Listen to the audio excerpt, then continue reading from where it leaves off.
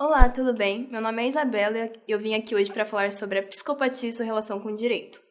A psicopatia, para quem não sabe, é um aglomerado de sintomas psicológicos que geralmente surgem na infância e afeta aspectos de toda uma vida, incluindo relações familiares, de amizade, trabalho e escola. Quais seriam esses sintomas? Os principais são charme superficial, senso grandioso de autoestima, a falta de empatia, de culpa, de remorso, a irresponsabilidade, a impulsividade, o estilo de vida parasitário, entre outros. Os psicopatas necessitam constantemente de estimulação. Eles raramente sentam para ler calmamente um livro ou simplesmente assistir um filme. Eles costumam considerar esse tipo de atividades como tediosas. Psicopatas necessitam de estímulo e sua impulsividade os conduzem a comportamentos como a promiscuidade sexual, o excessivo número de casamentos e até mesmo a versatilidade criminal.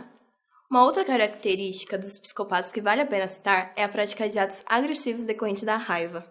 O curioso é que muitas dessas agressões surgem a partir de coisas triviais. Com base nessas informações, alguém poderia se perguntar: será que há muitos psicopatas soltos por aí? Será que eu conheço algum? Pois bem, existem algumas pesquisas realizadas nos Estados Unidos que indicam que por volta de 1% da população masculina daquele país era composta de psicopatas. E as mulheres? As pesquisas são unânimes em afirmar que entre as mulheres a psicopatia é muito mais rara de ser encontrada.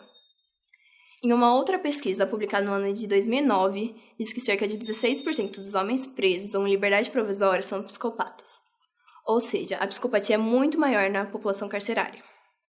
Só para se ter uma ideia da regularidade da psicopatia na sociedade, ela é 2 vezes mais frequente que a esquizofrenia, a anorexia, o transtorno bipolar e a paranoia.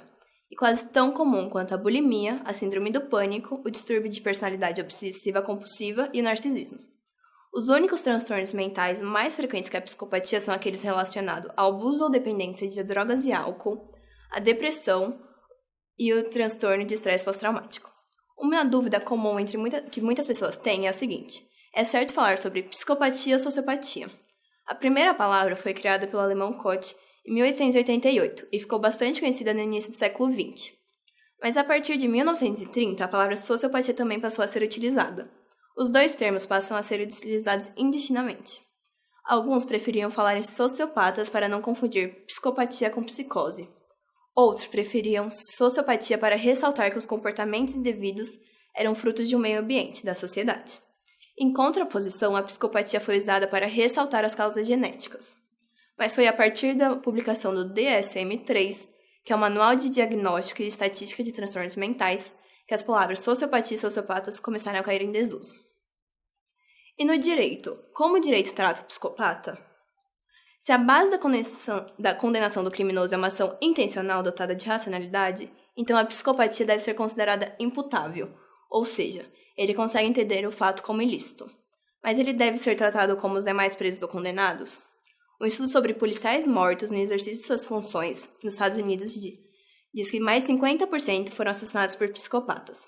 De outro lado, uma pesquisa realizada no Canadá descobriu que é 2,5 vezes mais provável que os psicopatas obtenham livramento condicional do que os não psicopatas. Isso porque os psicopatas fazem uso das suas habilidades de manipulação e enganação. Mas talvez a pesquisa mais alarmante é aquela que também é realizada no Canadá, que indica que de um total de 231 presos prestes a serem soltos, após 9 meses livres, mais da metade do grupo com elevada psicopatia tinham sido novamente presos.